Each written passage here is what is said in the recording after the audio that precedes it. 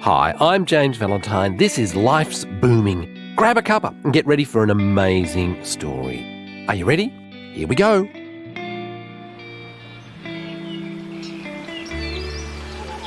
I'm usually at the lower levels of the bamboo and plastic treehouse where I live, at Taylor Camp. But this morning I've climbed to the third floor, high up in the treehouse, to sense the sound of the ocean and to wake Chris up. He's still asleep. Here the structure is moving with the slightest breeze. The leaves of the Java plum rustle on the plastic roof. Wow, last night there was a wild storm, thunder that echoed in the nearby canyons, and sheets of lightning that flashed through the clear plastic roof, turning pitch black to daylight for seconds.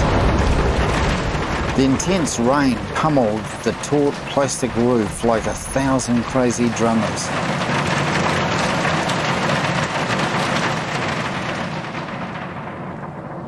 Now, as the morning light plays through the trees, the storm is gone. The sound of the surf is noticeably louder than yesterday, which means the waves will be large and hopefully good. I can still taste the salt on my arm from yesterday's surf. Breakfast is simple. We quickly slice a pawpaw in half and scoop out the seeds, then fill a cavity with granola and a topping of yogurt. Devoured in minutes, the empty skin is tossed into the bush, the spoon quickly washed, and with our surfboards we are soon on our way to check the break. It's a marvellous feeling, running past the tropical jungle verge that surrounds the road. Here, nature is ever present, and I feel completely a part of it.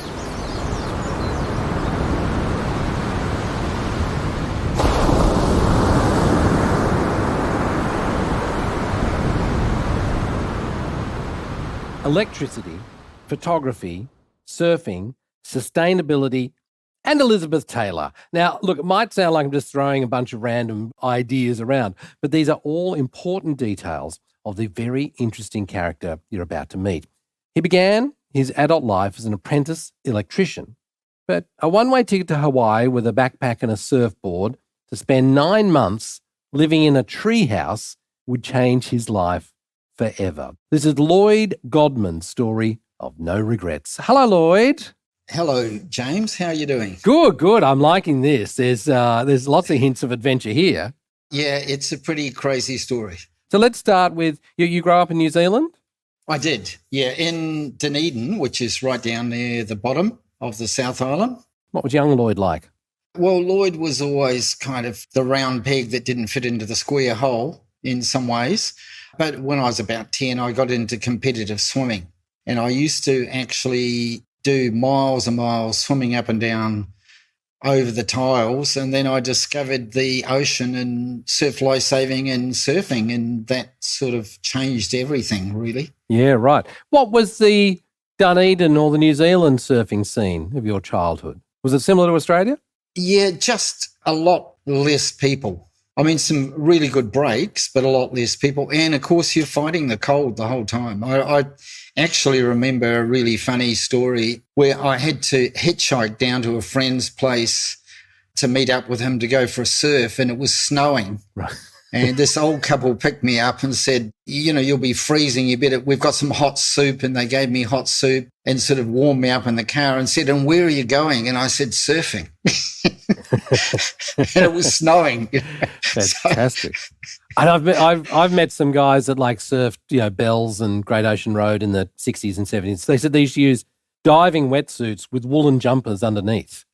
We didn't even have that. When I started, it was like rugby jerseys, and now it's freezing. Freezing. What board are you surfing when you're first doing it in New Zealand? I originally started in surf lifesaving, so they were big skis, wooden skis, which were very cumbersome, awkward things. Then I progressed to a fiberglass board, which was probably about 7-8 feet, because, the small board revolution was just starting to kick in. Then I went into kneeboards, actually, and surfed kneeboards. After that sort of like what sounds like an adventurous sort of teenagehood, what do you decide to do? You become an apprentice electrician. Well, that was really my father's idea. If you get a trade behind you, I'm an electrician, never did me any harm, you'll be right, kind of thing. So it was something that I persevered with, and it taught me good discipline in terms of get up every morning, go to work and do your stuff, but it wasn't something that I was immensely interested in. Yeah. I became a qualified electrician and ended up actually working on large construction sites where they had like a men's camp where you actually stayed on site. That was a real eye-opener in terms of the way people treated alcohol, gambling, women, all of that stuff. And it wasn't a nice place to be, really, in some ways. This is when, like 60s New Zealand? 70s? That would have been in 1970. And you start getting interested in photography? Well, that happened when I was an apprentice electrician, because at the place I did my apprenticeship, it was a newspaper and printing house, and they had dark rooms. And I used to make friends with some of the photographers, and they'd sneak me in during the lunch times, and I'd spend lunch times in there learning about photography and how to process film and make prints and do things like that. What a perfect introduction. It was good. It was interesting. Some of the guys in the newspaper, the photographers, were really encouraging, and others didn't want me there at all. Right. So it was kind of like some of them felt it was their territory. Gary Vandermark, he was the most encouraging, and yet he was the most qualified, because he could see there was some creativity in my work, whereas a lot of the newspaper photographers, they had a certain style to fulfill what the newspaper was after. But I was doing all kinds of multiple exposure stuff and all sorts of crazy things right back when I was sort of 18, I suppose. Right. Like what were you actually interested in? Were you trying to create more artworks than trying to take a lovely landscape or something? Yes, definitely. And that was influenced by some of the more progressive surf magazines. Yeah, right. Yeah, I'm seeing those sort of, negative images and the sort of a swirl of colours and that sort of thing. Yeah. Sort of Morning of the Earth kind of influences and stuff like that. L.B. Falzone and John Whitsick and people like that. Yeah. I was doing surf photography, and I had people that I worked with at the newspaper. Some of the engineers helped me make a underwater housing, so, managed to take some water shots. I suppose, Greenough was a big influence there, but you can't match George. He's on a level by himself. He sort of inspired so many people, but he's a kind of one-off, that guy. So tell us who George is. Who's George Greenough? Well, George was a Californian, and this is where the Hawaii story comes in a little bit. He ended up in Byron Bay. He actually lives in Broken Head, and he really started the shortboard revolution because he invented this flexible small kneeboard that could just tear the waves to pieces. All of the surfers around Lennox Head and places like that, Bob McTavish and people like that who are riding longer boards, were quite envious of what George could do on a wave, because the board was just so much more manoeuvrable. And that's where the shortboard revolution really started from, was they just started making the boards shorter and shorter. And George actually modified an aerial 16mm camera and filmed inside the tube. So if you ever see what is called The Coming of the Dawn, which is in the movie Crystal Voyager, it's just a piece of visual poetry. It's just beautiful. And people, even with GoPros today, they still struggle to copy what he was doing. But George, a lot of the film wasn't shot on the kneeboard. It was actually shot on an air mat. Right. Because it had more flotation. And when they decided to take that film and turn it into something that could be shown on the big screen, they needed to put sound with it. So for George's sequence in the film, they actually did a contra deal with Pink Floyd. And Echoes is the soundtrack. So Pink Floyd got a copy of George's film, and George got a copy of Echoes to go with his footage. And It's not a bad deal. not many people can say that, you know. No. But I love this era in film, in television, in surfing, this sort of stuff. It's so do-it-yourself. You know, like now we're used to, if you want an underwater housing, there's one at the shop, you know, like your phone will have an underwater housing. It's got a camera in it. Back then, you're building the waterproofing. They're inventing the boards. They're sewing up wetsuits. Like it's people are so hands-on at this time.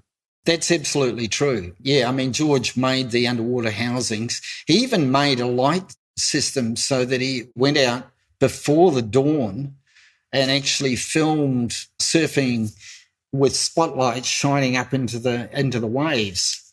The guy was a genius. From this period, you then decide to go to Hawaii. And Hawaii at this time is a mecca for surfing, isn't it? You would have been naturally drawn there? Hawaii is, I mean, one of the key meccas for surfing, period. If you're anything in the surfing world and you haven't surfed Hawaii, you haven't really surfed. I mean, there are other places as well, but that North Shore stretch of coast is just unbelievable. But what actually happened with that story is Chris Brock, who I met in New Zealand, was a friend of George's. So Chris introduced me to a lot of the things that George was into, like air mat surfing, what he was doing with flexible knee boards, what he was doing with cameras and so on. And Chris also knew Tommy Taylor, who was Elizabeth Taylor's nephew. Right. And Tommy said, look, if you go to Hawaii, my dad has this kind of area where it's a bit of a long story, but Howard Taylor, which is Tommy's dad, wasn't allowed to build on that section of land, which is where he wanted to build. He had to build on the other side because it was a tsunami risk. So he allowed a bunch of kind of hippies to live there. And they set up like a commune there. There was actually, I think, 52 houses in all.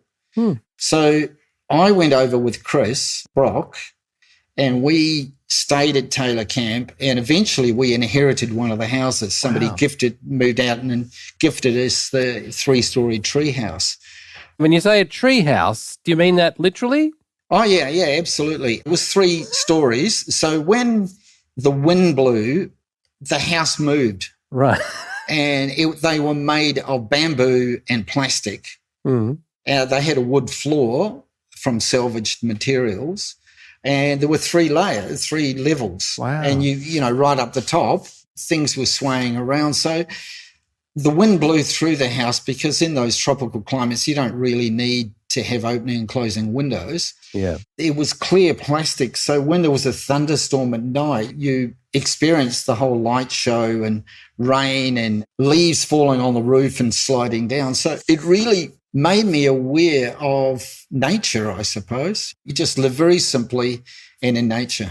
Which is such the ethos of surfing, isn't it? There's that connection with nature as well. Are you surfing every day from Taylor Camp? Is that the point? What we used to do is we'd usually get 2 surfs, and the Americans that were there weren't that good at getting up in the morning.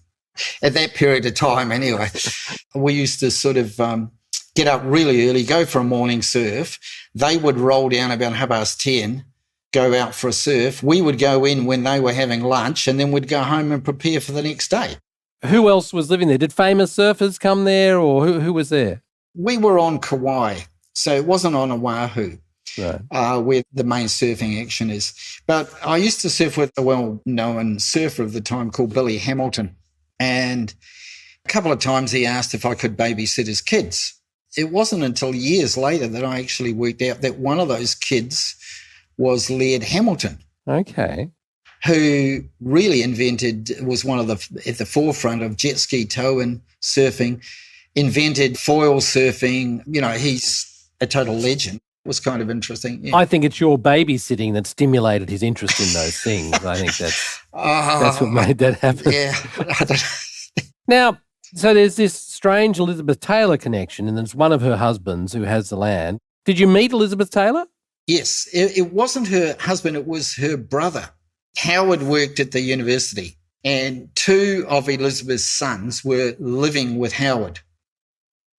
So there was Chris and Michael. I never kind of connected with Michael, but Chris, we used to go out to parties and I used to see him quite often. And Which husband were the fathers of the Elizabeth Taylor children? Not sure on that. Can be hard to pin down, I guess, yeah. One night just before Christmas, we were out on this point looking at the surf, these huge waves coming in, and a big limo pulled up and out got Chris and a few other people, and he said, "Oh, I'd like to introduce you to my mother," and there was Liz Taylor. And we just kept looking at the surf, basically. You went, "Oh, yeah, hi. Yeah, I saw Black Beauty. It was good, yeah." That was it, yeah. Isn't that funny? So what you had, were you just being deliberately cool, or were you actually just not that interested in Elizabeth Taylor? Well, there was a South African guy with us who just, his knees went wobbly and he sort of fell to the ground, and I think he asked for an autograph or something like that. But Chris Brock, who was there with me, I mean, we were there to go surfing. I mean, that was the main interest. We didn't really have any interest in anything else. And I imagine at the time Liz Taylor hadn't met anybody who wasn't interested in her. That might have been the first time that had happened. Look, I don't know. I mean, she was polite. We just said, "Hi, great to meet you," and that was it. She probably appreciated it. I don't know. So what did this do for you, this Taylor camp experience? How did it change you? Well, it certainly completely put me in touch with nature. And coming from a conservative background in New Zealand, it just showed me that there's always other ways of doing things. It was a pretty crazy place. There were some crazy people here escaping the Vietnam War. There were veterans there who were shell-shocked. There were all sorts. There were professors there. There were builders. There were architects in the camp. There were all sorts of people. It was pretty intriguing. It seems to me like you went to the 70s. Do you know what I mean? Like you went era of the 60s and 70s. Like I often think of the 60s didn't get to Australia until about 1969. Whereas you're in conservative old New Zealand where, of course, you're going to be an electrician, be sensible. You went and found the counterculture as such. You went and found that era on Hawaii. That's true. But before I went to Hawaii, I did get into a lot of rock band photography. So I actually photographed Rolling Stones, Led Zeppelin, Black Sabbath, Joe Cocker, a whole lot of those bands. Right. Recently, the Goat's Head Soup was re-released by the Rolling Stones, and they included 4 images that I shot of the Rolling Stones in that book that went with the re-release. Yeah. Oh, fantastic. The thing that was different that I was doing that was different back then, and this is pre-Hawaii, was I was shooting colour film. Right. Back in those days, most people didn't have a quality camera. People who did have a quality camera, a lot of them didn't know how to use them. The fastest film you could buy back in those days was 160 ISO, which is very slow. And I developed a technique of uprating that, going to the labs and getting them to overdevelop the film to get a result. Huh. And not many people were doing that. So some of those images are quite rare in that they're colour images. Whereas a lot of the newspaper people they were all shooting black and white. There was no right nothing because there's no colour newspaper, is there? As such? No, so not at that point. No. Yeah. And it seems to me like the way in which you come to photography. I don't know a lot about photography, but I often wonder whether people come to it from a purely visual sense. You've come to it from quite a technical sense. You had a dark room from the word go. You're an electrician, so you're understanding the process of production. I've always been interested in a sense in science, and it's one of the things with what we're doing with the plant work now, which is kind of interesting, is that I see often governments promoting this idea of STEM, but actually when you add the A in for arts, you get STEAM, and you can go places with STEAM. Yeah, that's true. All right, so after Hawaii, you come back to New Zealand. What do you end up doing? Did you want to be back in New Zealand? Did that feel constraining at all? Just ran out of money. When I initially came back, I worked as an electrician for my father, which is not necessarily a good idea to do that. But anyway, I did that for a number of years. Eventually, I ended up working as a audiovisual technician at the local Polytech.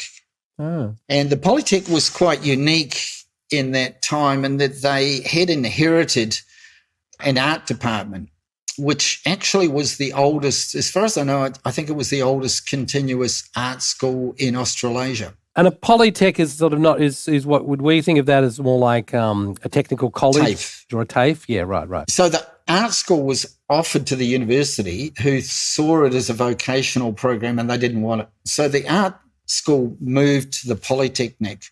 Because I was preparing visual material for all the departments, I was getting all these art books coming across my desk to take photographs out of, to make slides to show the students. Right. So suddenly it was like, I would photograph those books fairly efficiently and have time to read them. Yeah. So I kind of got an arts education, Right. and I got exposed to a lot of interesting stuff. And some of the lecturers invited me to go into their classes and learn stuff from there. Eventually, what happened is the guy who was, in those days, he was principal of the Polytechnic, was a very old school blackboard and chalk guy. And he decided the year that he was leaving that he would get rid of the audiovisual department. And I was this technician they didn't know what to do with. So they moved me to the art school, which was just like moving a pig into really. I mean, it was absolutely fantastic. When he retired, one of the statements he made is, and this is a quote, "I'm really glad we didn't get into electronics and computers too deeply because I suspect it will be a passing fad." Yeah. Yeah. Look, he might have been right. Maybe we might have gone back to STEAM. Who knows, Did you become artist? Did you become photographer? What did you become out of this? Well, there was very little photographic education around at that point. You could join the Air Force and become a photographer. You could get taught by going to medical school, being a medical photographer. And I ended up actually doing a 2-year correspondence course from New York. And I kind of wondered whether it was any good and whether they were just ticking boxes or what. So I carried out my own experiment as a quality control. And I handed in a dud experiment, a dud assignment, and they failed it and made me do it again. So that was my quality control. But I actually learned a lot from that course, and that gave me a diploma. When I was in the art school, I had the opportunity to set up a photography department because nobody knew much about it. Certainly like fine art photography. And that, from there, I did a whole series of very substantial exhibitions and set up the department. It became a highly successful department. Eventually, I came over here to RMIT as a keynote speaker for a conference and met my love, Tess, and that's why I'm in Melbourne. Right. Okay. Fantastic. Yeah. Okay, so tell me about one of your adventures during this time. Where'd you go? What were you doing? I came up with the idea of taking a group of artists down to the subantarctic islands of New Zealand. It actually took about 3 or 4 years to put the project together. And the stumbling block was the Navy would not take women on board the frigate that we were using for transport, or part transport anyway. And I just said, look, we can't run an arts project if there's no woman artists. So we kind of dug in on that one, and we actually ended up getting Michael Cullen, who was Deputy Prime Minister of New Zealand at the time, as our patron. And this was a time when Helen Clark, who was the Prime Minister, took on the arts portfolio herself because she saw arts as one of the key drivers to creativity and the economy and all sorts of things. And Michael Cullen just wrote to the Navy and said, look, this is a wonderful project. Get on and do it. And so the first woman who sailed on a New Zealand Navy boat were artists, and they slept in the radio room. Right. And so, I've heard that there's projects will happen here where a bunch of will go to the outback, or they'll go down to Macquarie Island or something like that, or to the Antarctic itself. And so any artist of any medium, and then however they interpret it, is interesting, right? Well, that was our argument, that artists are, in a sense, scientists. They just explore in different ways. They research and explore in different ways. Following the trip to the subantarctic islands, there've been many other programs to the Antarctic, and as you say, Macquarie Island. They kind of came from the project that we did to the subantarctic islands. What kind of works came out of it? Some artists, I think, struggled with it.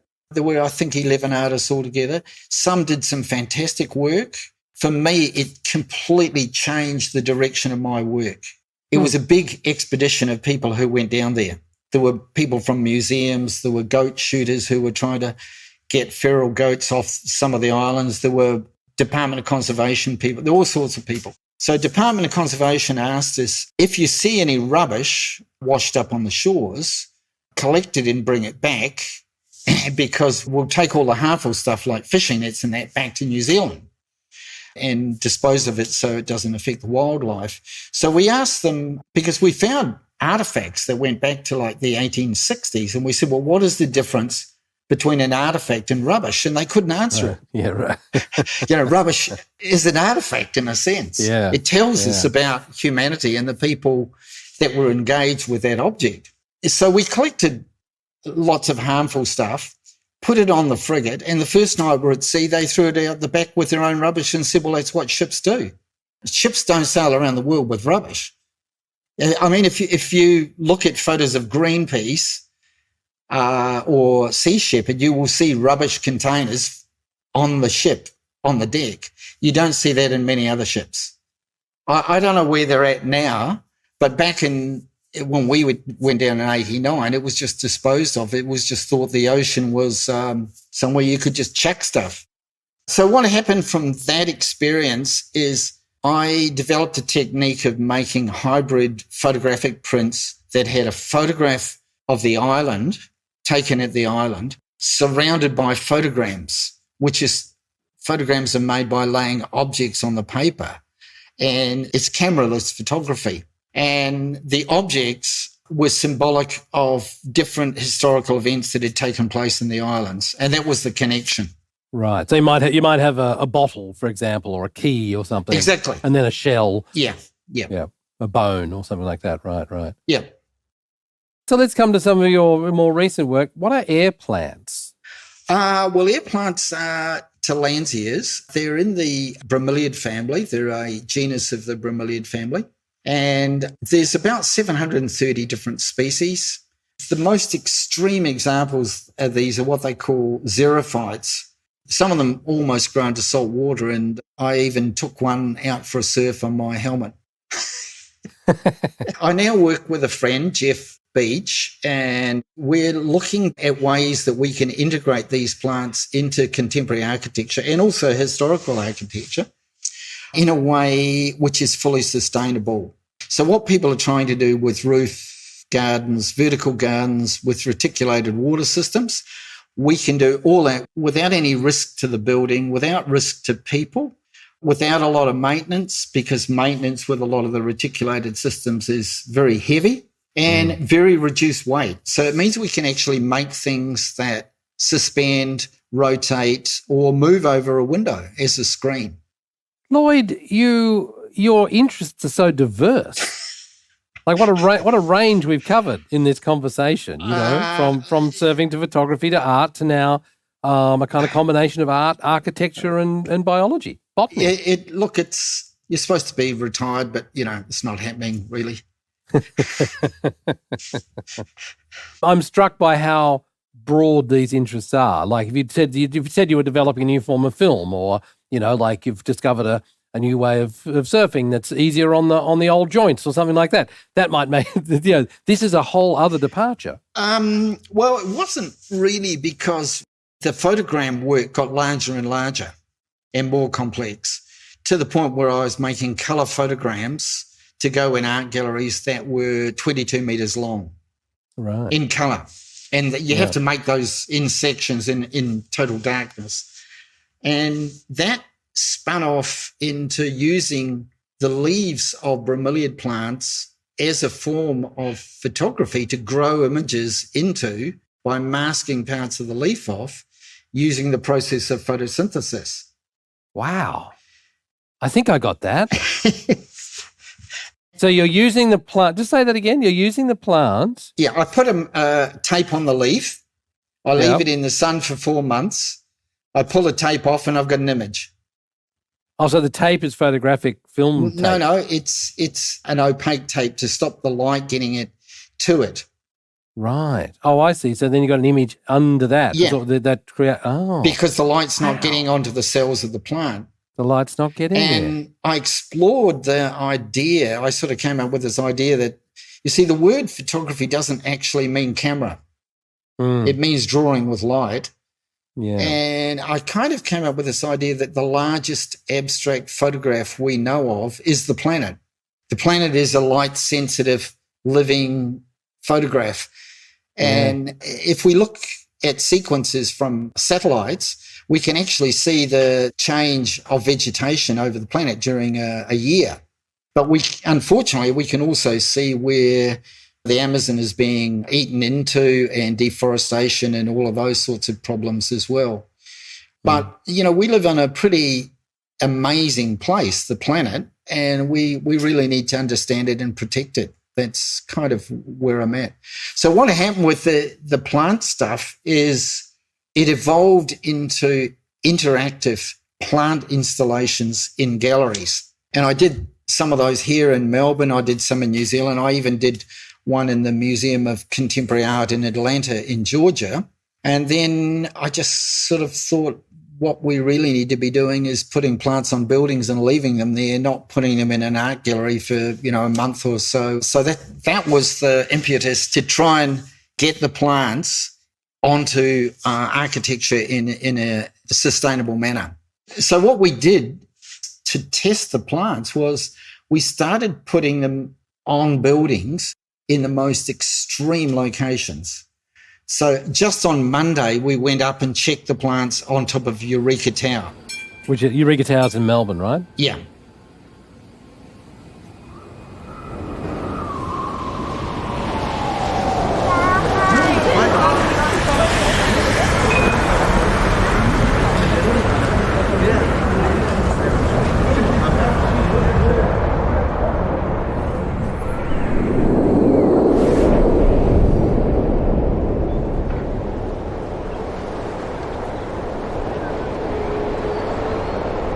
I'm on the roof, 92 floors up on Eureka Tower in Melbourne. 295 metres above the pavement below where mortals walk. It's windy up here, like gusts well over 200k. But I'm not bothered. In fact, I recently flowered. I've been here for over 7 years and rely on nothing but my evolved biology. Developed on high mountains in South America. I'm a resilient bugger, even if I say so myself. I am part of an experiment to prove that plants can be integrated into architecture in a fully sustainable manner.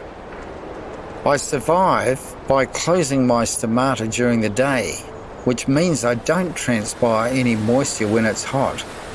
I guard my water carefully. Most plants can't do this, so they wilt when the days are really hot. When the sun is out, I use my reserves to create malic acid, which I store. Then at night, I open the stomata, take in CO2 and use the acid to grow. Oxygen goes out, but very little water is transpired. It's kind of like what people are trying to do with solar panels and batteries. But I evolved to do this 15 million years ago. I'm covered in hair-like trichome cells which act like sponges and can absorb all my water and nutrient requirements from the atmosphere. This is why they call me an air plant.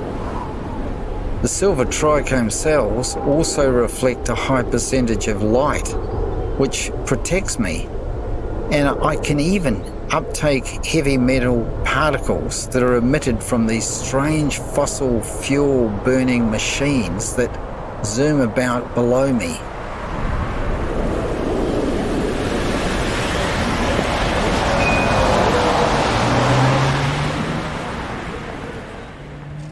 We've now got them on the NGV. We've got them on Melbourne City Council. We've got them on Fed Square. They're sitting about 200 mil off the roof at Fed Square. So they get insane heat reflected off that roof. The ones, actually, I can just twist the computer and you'll see up in the ceiling, this is skylight. Yeah. Well, there's a screen with some plants on it over there that stops the sun coming in summer. So they move up and down over the skylights. And that old galvanized roof, we've measured at 84 degrees. And the shade from the plants has reduced it on the roof back to 53. Yeah, right. Yeah, so it's got all sorts of application in that sort of way. Heat mitigation is huge, yeah.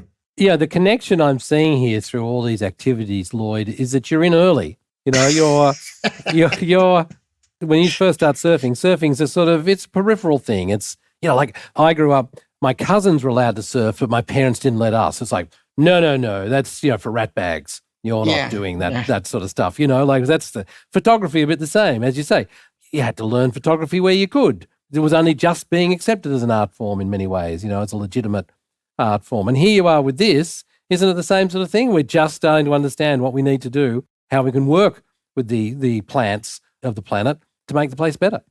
Yes, you're absolutely right. And it was really understanding the way that these plants grow, the science of them, the biology of them, and that we can put them to extreme places. Not all the plants, the project we've got on the plants on the buildings is called Talensia Swarm, and you can track that. You can find it on the internet. But we found in Melbourne, the plants on the east walls of buildings, and you would think that the morning sun would be gentle on them, they died because it's a rain shadow and they don't get enough rain. Put them on the west wall where they get the most horrendous heat in summer afternoons. They also get a west rain, so they survive and grow. Right. So we've kind of done all these experiments and put them in all sorts of places. I love your eternal curiosity. Thank you. It's always sort of asking questions, yeah.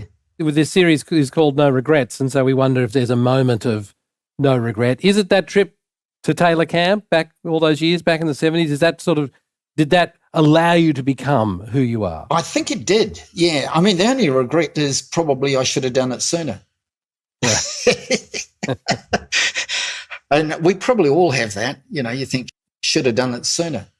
Lloyd, you're an inspiration in so many ways. I have, certainly no regrets about this conversation. Fantastic to meet you, and thank you so much for being part of the series. That's right. You're most welcome, and great to meet you.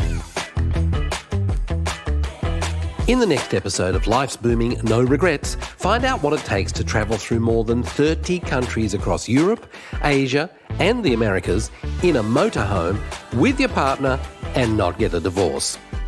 Thanks for listening in to this episode of Life's Booming No Regrets. If you've loved this story as much as I did, don't forget to tell all your friends in person and online. We'd love it if you left us a review. Of course, if you've got a great story of your own, drop us a line, lifesbooming@seniors.com.au. I'm James Valentine. I'll speak with you next time.